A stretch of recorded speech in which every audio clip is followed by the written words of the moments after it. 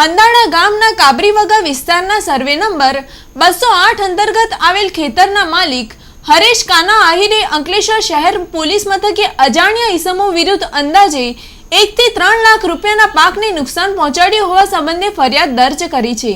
હરેશ આહિરની ફરિયાદ મુજબ કેટલાક અજાણ્યા શખ્સોએ અગમ્ય કારણોસર પોતાની ખેતરની ડીપ ઇરિગેશન સિસ્ટમ ઉપરાંત પરવર, કેળા તેમજ પપૈયાના ઊભા પાકને નુકસાન પહોંચાડ્યું છે।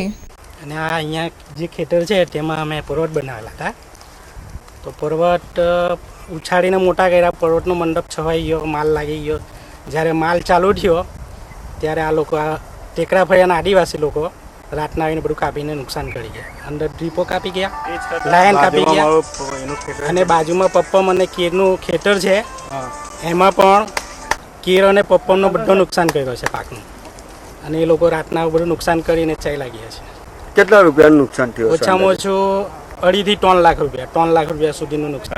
પર્વત 2.5-3 લાખ રૂપિયાના થાય। અમારા ટ્રીપની લાઈન જોવા જાય તો 50,000 થી 60,000 રૂપિયાનું એ નુકસાન છે, અને ઓછામાં ઓછું 25,000 થી 30,000 ઉપરનું કેર અને પપ્પમનું નુકસાન છે।